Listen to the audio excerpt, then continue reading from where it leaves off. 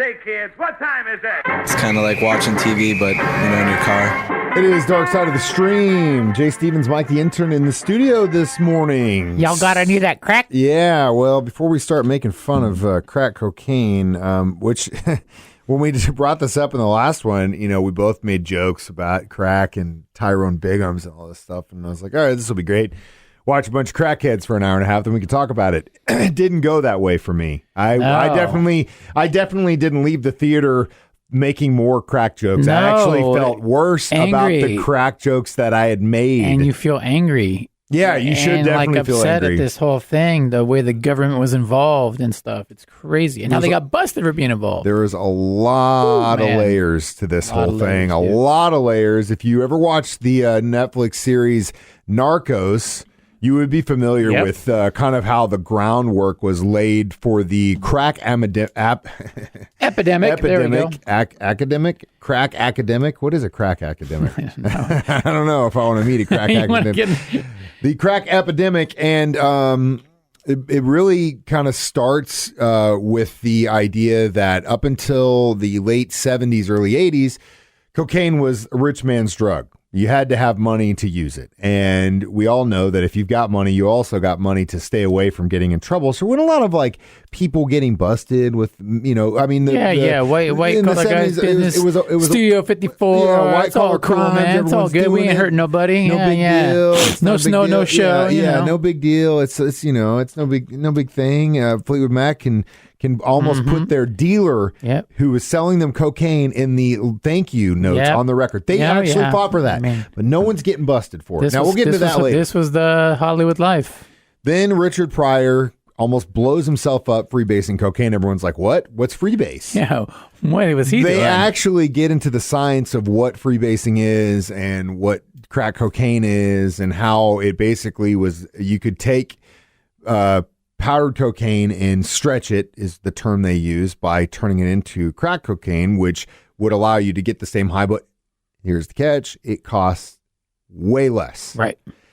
Now, you get into this story, and the first thing that kind of piques your interest is, at least when they start introducing some of the people that dealt, I think you can't, when you get into this, you can't just blame the government or the cops or the people that are in the ghetto.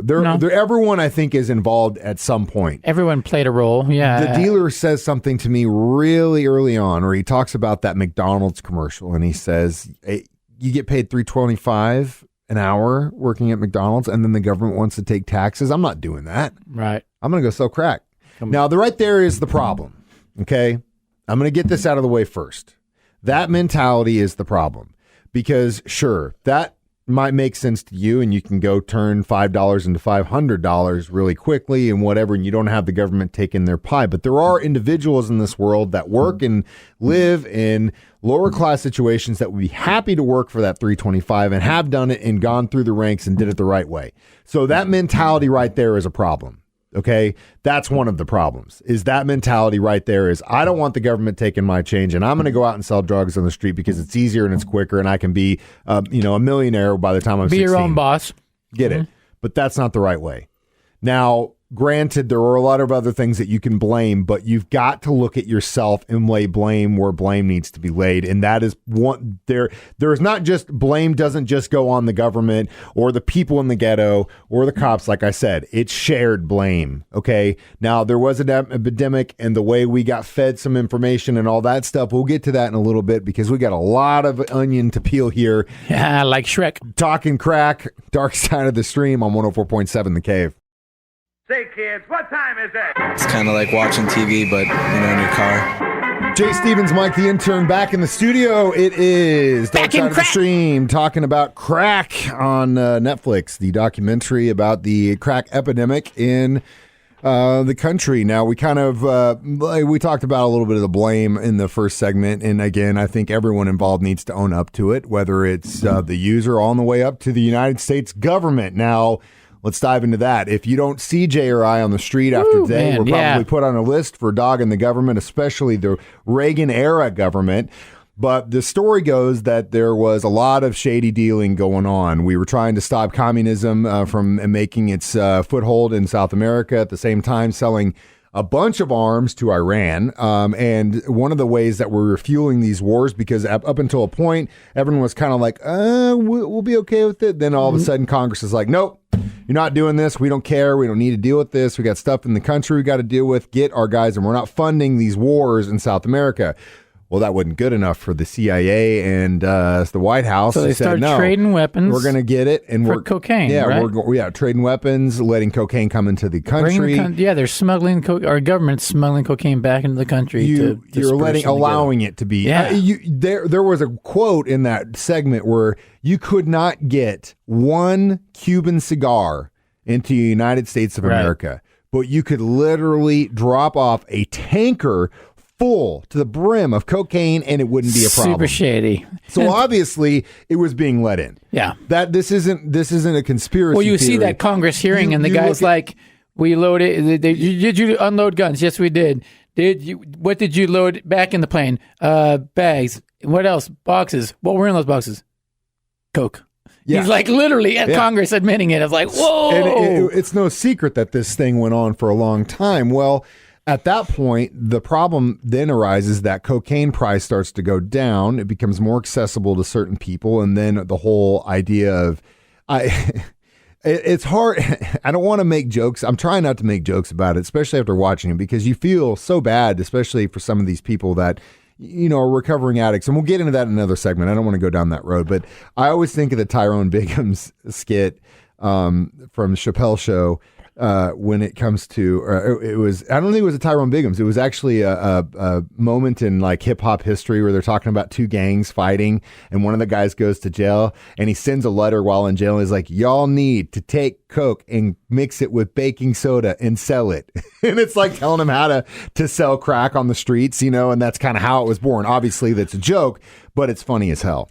The government basically allows us to come in. Now, again, I don't want to point fingers at just one person. Now, the government had their hand in it.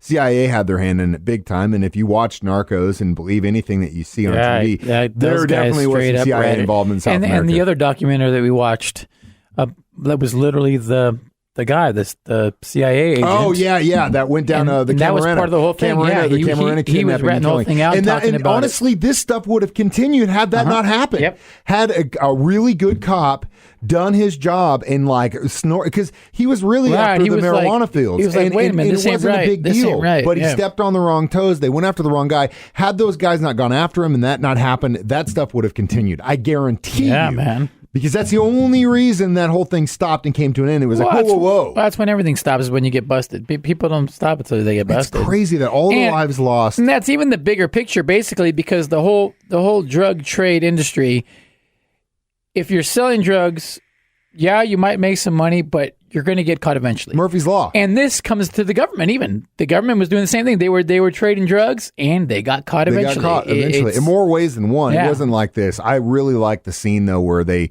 made a CIA agent go into that school and they just reamed him. They reamed the poor guy. Yeah, doesn't he's matter. Just sitting there, but he just tried to save face, but again, he just got reamed. He got reamed. But you were saying, before I watched it, you told me, "Oh, Jay, it's going to make you mad because I get passionate sometimes about things."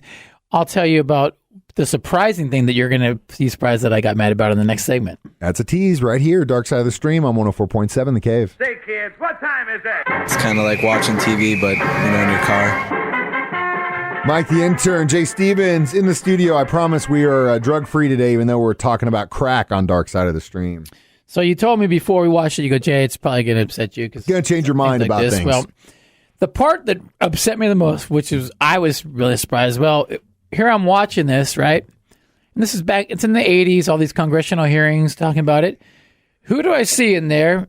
I see Chuck Schumer as a young I know where you're representative. I see Joe Biden I see all the same characters that are representatives today in the Senate. The same people, like yo, you got to put some term limits on these guys. You know what I'm saying? That's the thing I've always said about, dude, at a certain point, our you lawmakers... can't be in there for 30 years, the same lawmakers. But that's the way this system has been built, and it needs to be changed. That's too rigged, bro. Because at what point do you start, instead of campaigning for your constituents, you start campaigning for yourself? You're getting your pockets lined, man. When they came out with the law, all the tough criminal when they were like, oh my God, the just say no stuff and all that stuff, and minimal sentencing stuff and all that stuff, mandatory minimal sentencing. Yeah. All that crap is garbage because even the lawmakers were saying we rushed through this. They want bills take a year. We had to do this thing. No, in a week. they rushed it through. And you're talking about like 1 vial of crack versus 100 grams of cocaine. Now, I'm not going to sit here and talk about my past, but I tell you, there's a big difference between 100 grams of cocaine and a vial of crack cocaine. Huge difference. So what are you actually going after? Are you going after? They were targeting the low income people. That is for sure. And then go back on what you said. All these people that were part of that, guess what?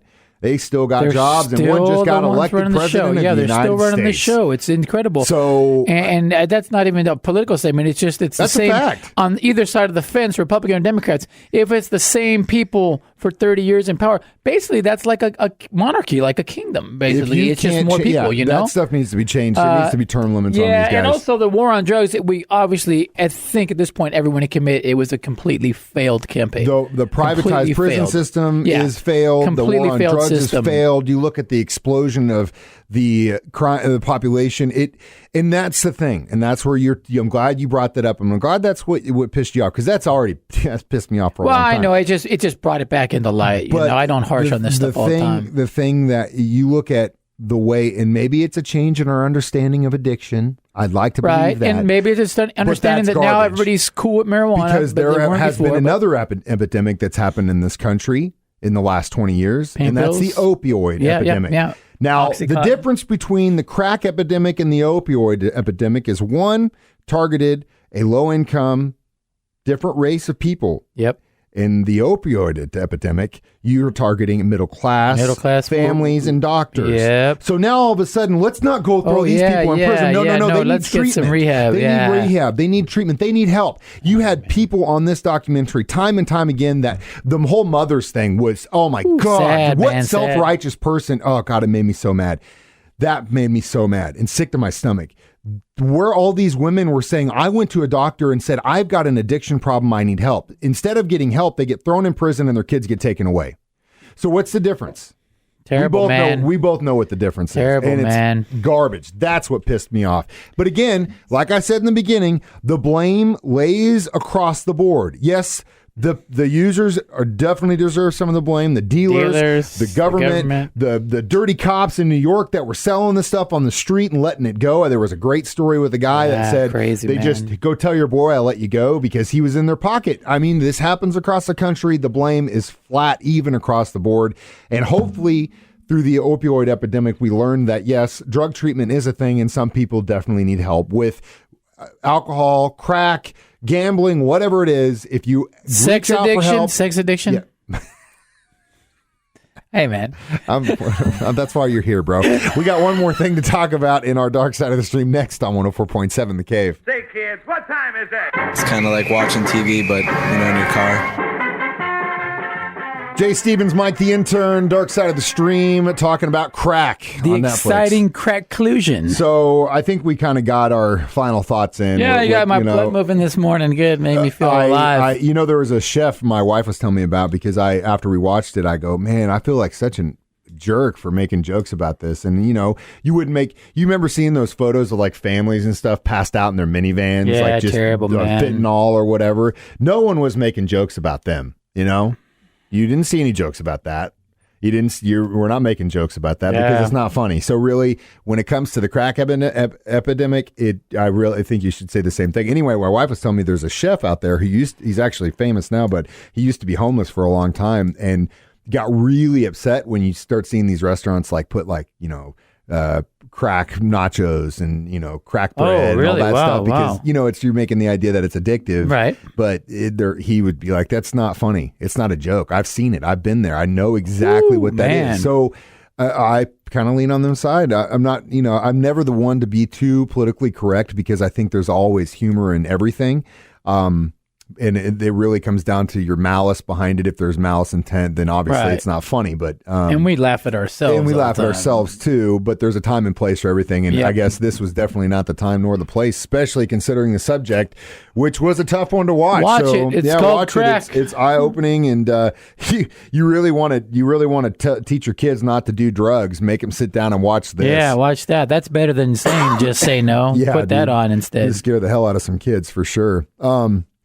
So, as we always do in our last segment of Dark Side of the Stream, we pick the next documentary we need to watch. And this one we're going to watch is actually a series on Netflix. So I think we should break it up into parts, do like the first 4 episodes and talk about the weird stuff, and then the last 4 episodes. What I'm talking about is Spycraft. What is Spycraft? I started to watch about one. All the stuff the government and get in different places, microphones and shoe heels and stuff. Yeah, it's interesting. Yeah, sexpionage. Wait a minute. Clandestine Sexpionage collections, high tech surveillance, covert communication. I feel like it'd be a good sexpionage agent. The perfect spy. There's a lot of stuff here, and we could definitely dive into it. So I think we just break this one up into parts as far as we go. And you had me at sexpionage. I know. I can't wait to get that conversation going. Great name for going. A band. You know that, like Roald Dahl, Charlie and Chocolate Factory, the writer. Ian Fleming, guy who wrote James Bond. Sure. God, you need to read some books, bro. So Roald Dahl, Ian Fleming, they're British, right? And at the beginning of World War II, the government in the United States was like, we don't want to get involved in that. That's Europe's problem. Germany wants to mess with them. That's fine. No big deal. And UK is like, holy crap, these guys are knocking on our door. They're like, we need some help here.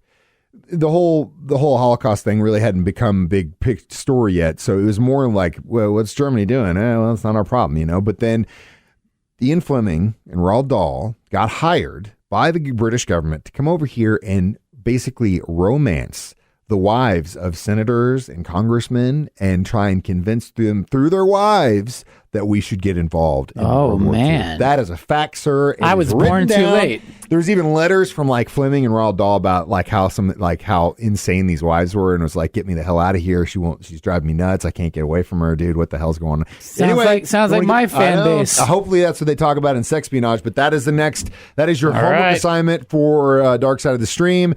Spycraft on Netflix, as always. Just say no to drugs. Yeah, or perhaps try to say no. Yes. Yeah, just say no.